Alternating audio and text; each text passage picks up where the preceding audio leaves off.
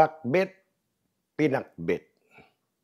Pakbet, pinakbet. Kahit ano pa ang tawag dito, hindi pwedeng mawala sa atin to. Hindi ko alam. Kung may karinderya, turo-turo, restaurant, kung saan man yan, na walang pakbet.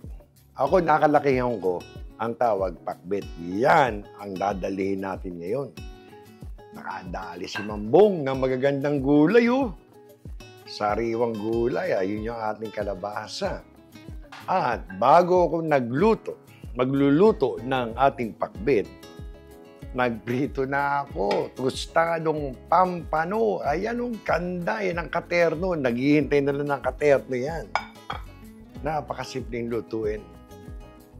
Sariwang gulay. Lagyan mo nga lang ng asin, pwede na eh. Paano kung ginisa mo pa? Kung saan-saan Ricardo.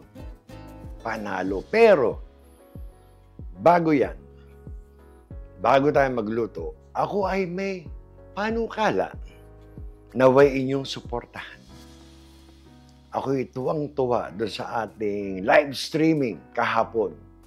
Kaya bigla ako naisip, bakasyon na pala sa Pilipinas. Ang mga chikiting laging nasa bahay. Ang mga mami, porsigidong magluto, kompleto mga bata. Kaya naisip ni Mambo, tayo naman hindi nakararangya. Pero, tawagin nating papremyo, ayuda, raffle, kung ano man to. Ito ang aking panukala.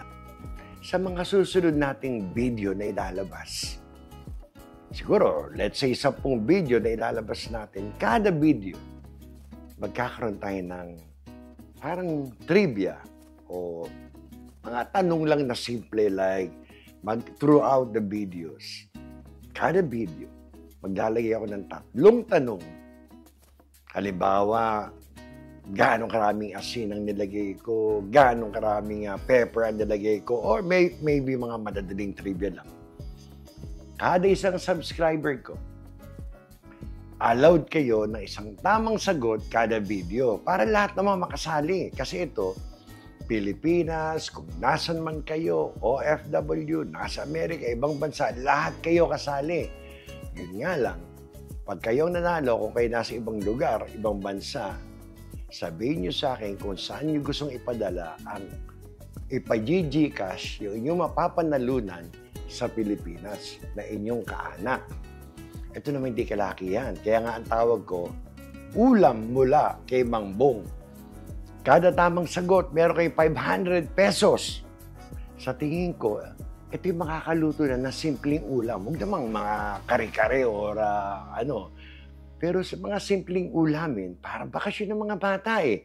Again, kada video, all throughout the video, may 3 tanong. Kada tamang sagot ninyo, allowed kayo ng isang tamang sagot kada video, meron kayong 500 pesos pa-GCash agad natin. Para yung mga chikiting, mapamerienda, mapaulam. Hotdog, pritong hotdog. Sarap sa atin, Bibo hotdog. Yan ang aking panukala. Naway inyong suportahan, saka na tayo iisip para sa mga taga-ibang bansa. Dito muna tayo sa Pilipinas kasi bakasyon ng mga chikiting. Ano sa tingin nyo? Suportahan ninyo. Pag susunod na video natin or maaring ito, pwede nating sampulan to. Kahit isang tanong lang, itong ating lulutuin na to, itong video na to, kahit isang tanong lang, magkakaroon para masampulan ko lang. Pero ang tunay, mga susunod na 10 video. Okay? So, simulan na natin magluto. Ito na. Medyo binuksan ko na yung ating kalan. Ito ay sangguhit kalahati, or 1 cup na panggisang baboy. Alam niyo na ang estilo, mag-uumpisa tayo sa ichicharon mo ang baboy. Lagyan lang natin siguro mga 1/2 cup na tubig. 1/2 cup. Ayan. Bukas na ating galan. Alam niyo, itong aking pakbet, maraming mga sikreto yan. Kikisa natin sa chicharon. May alamang na nagisa na. Konting ano lang muna. Katabay, konting asin lang. Huwag lang di mawisikan ng asin. Ha? Ako, baka wala pang 1/2 teaspoon yan. 1/2 teaspoon? Ako, baka lumabas sa tanong yan, ha? Lagyan natin ng konting Ground pepper. Half teaspoon na naman, oh. Baka lumabas yan, oh. Ayan. Kasi may sample tayo dito sa video na to, eh. Okay, konting ano lang. Konting halo-halo lang. Baka manikit naman yung ating ano. Alam niyo ito, ganito karaming panggisa, mga 10 minutes lang to. In 10 minutes, pagbalik ko, ichichiro na natin. Chicharo na yan. Then magigisa tayo. Napakabilis lutuin ito, pakbet. In about 15 minutes, 20 minutes, paggisa mo. Done. Tapos yan. Balikan ko kayo. Ang ating baboy na chinicharon. Ayun na, kagandang. 10 minutes po. Kaya kabilis yan. Lagyan natin. Nagmantika na siya. Pero lalagyan ko ng mga 1 or 2 tablespoon. Yup. 2 tablespoon na mantika. Medyo pagulungin lang natin ng konti. At tayo magigisa na. Huwag lang hindi siya ma-brown ng konti pa. Ganda ng ating mantika. Ang ganda ng aking gisa. Nakita niyo ang aking babi. Ganda ng mantika. Pupuruhan ko ito ng bawang.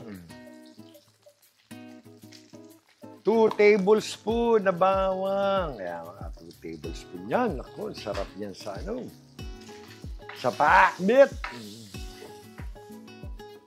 Half cup na sibuyas. Actually, ano ito? Kalahati ng medium size na sibuyas. Alam niyo naman dito, minsan medyo may kalakihan na sibuyas.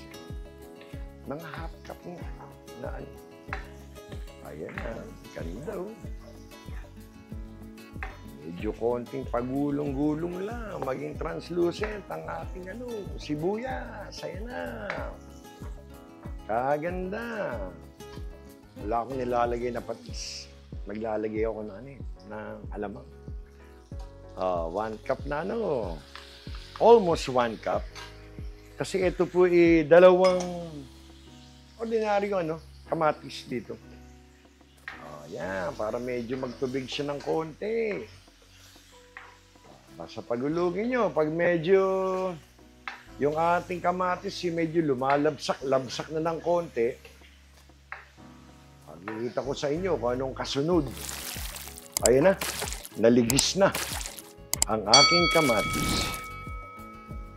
Itong aking alamang, ito ay 3 teaspoon. Pero hindi ko muna ilalahat. Baka naman tayo mapaalat. 1. 2. Dalawa muna. Parang 4 ano palit? 4 teaspoon. Yan muna. Pero ang timano, tingin ko, kulang na kaagad eh. Gagawin ko ng ano muna. Gagawin ko 3 na agad. Ayan na. Pangatlo, tira tayo ng 1. Baka lang mabitin. So, 3 teaspoon yung aking alamang. Ha? By the way, itong aking alamang ay luto na. Ito yung naigisa ko na. Pag ang ilalagay yung alamang ay hilaw, medyo bigyan nyo ng konting oras. Pagulungin nyo, maigisa nyo ng maganda. Kasi baka naman lumansa yung inyong pinakasasa o sabaw. O, ayan ha. Tulad nito, kagandahan ng lutong alamang, ayan na agad. Pwede na. Okay. Alam niyo naman, lagi kami magkasama nito, di ba? Lagyan natin ng kalahati lang. Pangpasarap. Ayan na, kalahati lang muna. Baka tayo mapala. Kasarap nito. Kasarap sa pakbet. Minsan nachachambahan niyo pa yung texture ng durog na chicharon. Sarap. Ayan, yan yung magmamantika na agad, ha? Kalahati lang nilagay kong chicharon, ha? Ayan. Siyempre, kailangan meron naman tayong jipon. Lagyan natin ng konting jipon. Ito aking jipon, baka 12 piraso, 14 piraso lang yan. Pipiliin ng mga anak ko yan. Gusto nila yan, yung may konting hipon. Kunyari, tamang healthy sila. Kumain ng vegetable, pero kinain lang hipon. O, yan. Ko, lumalapot, oh. Paano yung ating chicharon? No? Sumisip-sip na bago magmantika. Oh. Medyo pagulungin nyo lang. Pag naging pink, maglalagay na tayo ng konting tubig. Kaganda. Ang ganda na aking gisa. Medyo, hinihintay ko lang masunog-sunog ng konti. Sarap yan eh, no? Galit na galit, oh.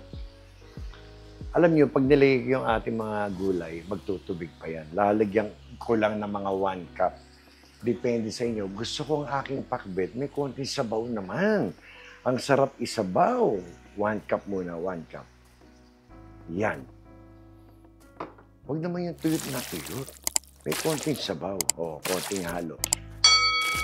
Konting halo, ilalagay na natin. Ano unang ilalagay nating gulay? Ang bilis nito, ha? Habang pinapakulo ko ng konti. Gusto ko lang sabihin sa inyo kanina. Ako'y may napuntahan. Ako'y bumisita dito sa channel. Napakasaya. Napakaganda. Itong channel po na to, Edu G. Itong Edu G, parang isang pamilya. Nakakatuwa. Kantahan, lokohan, tawanan. Ito po yung nakabase sa East Coast. Abe, pag kayo po, i-search nyo po sa itong channel to, nakakatuwa po. Maraming salamat po kanina. Ako'y medyo napakwento. Alam niyo naman si Mambong. So again, maraming salamat. Kami po ay natuwa sa inyong channel. Salamat po. So eto na. So, yan nakita niyo ba yung ating Eto na. Ang una ko ilalagay dito. Kasi lahat ng gulay natin, madali na eh. Masarap sa pakbet. Talagang half cook lang. 2 cups na kalabasa. Uunahin ko na yan. Medyo mabilis maluto ang kalabasa dito, kala nyo. So, konting paggulong lang to. Tatakpan nyo ng 1 minuto. Depende yan. Kayo, kalkulado nyo inyong kalabasa. Pero yung mga taga Bay Area, alam nila yan. Ang bilis lumambot ng kalabasa. Ayan ha. Medyo pinagulong ko. May konting tubig lang tayo. 1 cup. Pagbalik ko, 1 or 2 minutes. Lalagay ko yung the rest ng gulay. Done! Bogchi na to. Ang sarap nito. Etong napakasimpleng lutuin lang. Bango. 2 minutes. Yan na po ang pangyayari sa 2 minutes. Konting halo, uhulog na natin ang mga berdeng gulay. Yung ating kalabasa, continuous kasi maluluto yan, kaya maingat ako eh. Ayaw nyo naman na napakalapsak ng inyong kalabasa. Maganda yun, medyo may konting, hindi naman malutong, pero ayos na. Ito na ang aking 2 siling, masarap na may sili dito. Minsan nga, ginagayat ko pa yan eh. 2 siling serrano, or sa atin eh, pampaksyon na rin. Talong, ampalaya, okra. Hindi po siya sitaw. Ang bakit ng sitaw na nakita ko eh. Yan po green beans. Sarap din mo yan. Sama-sama na yan. Ganyan kasimple yan. Lagyan natin dyan. Konting halo, tignan natin kung ito'y magtutubig. Kung hindi naman magtutubig ng husdo, lalagyan natin kahit mga 1 cup para naman may konting Yan, konting halo lang. Huwag lang hindi magulungan ng alamang ng ating gisa, yung ating mga gulay. Takpan nyo.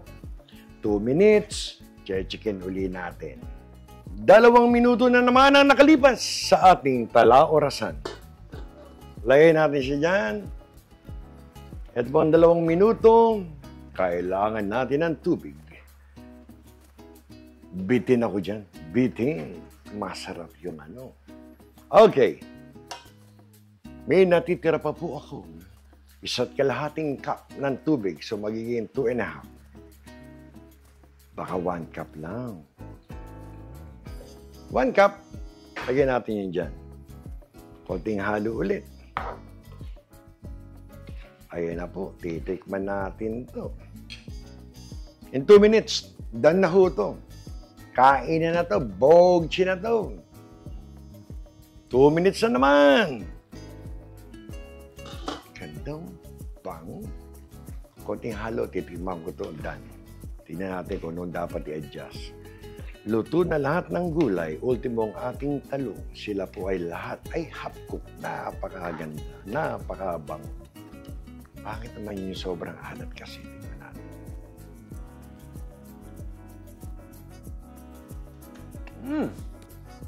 Narinig nyo ba yun?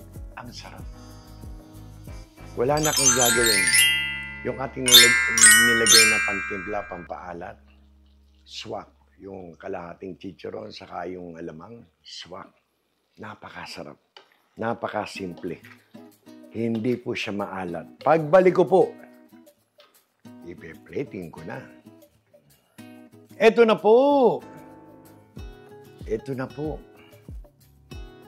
Nakapaghintay po ang ating pampanong tostado. Yan po ang ating pakbet. Kina Veronica po. Yan po ay pakbet. Napakasarap. Ang ganda po tingnan. Ang bango po. Suwak na suwak lang po yung tubig nating nilagay. Yan po ang ating pakbet. Lagay natin dito. Tayo ay magpasalamat. Muli, isa na namang mapagpalang araw para sa inyong lahat. Salamat sa Diyos. Tayo po ay may masarap na pakbet. Hanggang sa muli, kayo mag-iingat. Salamat.